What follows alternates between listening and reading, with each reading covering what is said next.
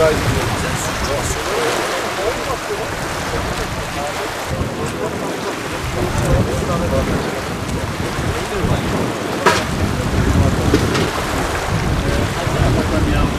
düşünmesi lazım yani.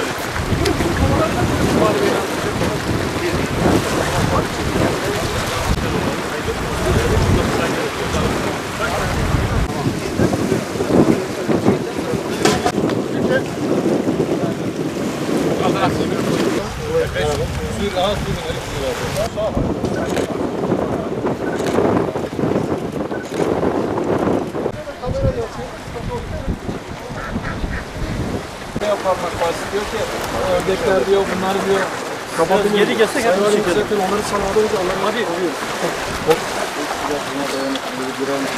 Artı kolay iş sağlaması, etinin lezzetli olması, balıklar tarafından tercih edilmesi bile sazan balığı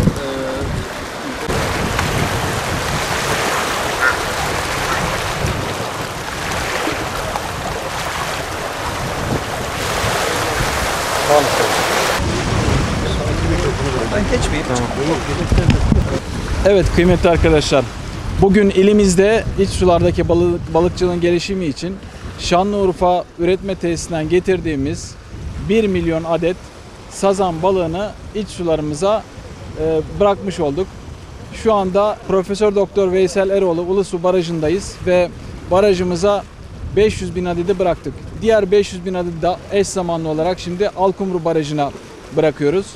İnşallah bu çalışmalarımız devam edecek. Önümüzdeki günlerde yöresel balığımız olan şabut balığını da 1 milyon adet olarak yine bu iç sularımızda balıkçılığın gelişimi için bırakmış olacağız.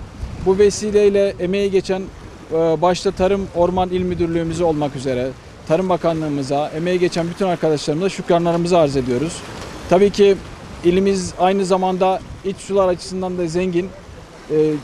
Coğrafyasıyla, tarihiyle, doğal güzellikleriyle zengin bir vilayet. Biz istiyoruz ki burada balıkçılık da aynı şekilde gelişsin. Bu çerçevede yapmış olduğumuz çalışmalarımız da devam edecek. Emeği geçen bütün arkadaşlarımıza şükranlarımı arz ediyorum. Ey maşallah. Veysi kurtardın mı onu? Bir tane daha var. Sana daha balık var. Önce temiz su bırakalım. Olur.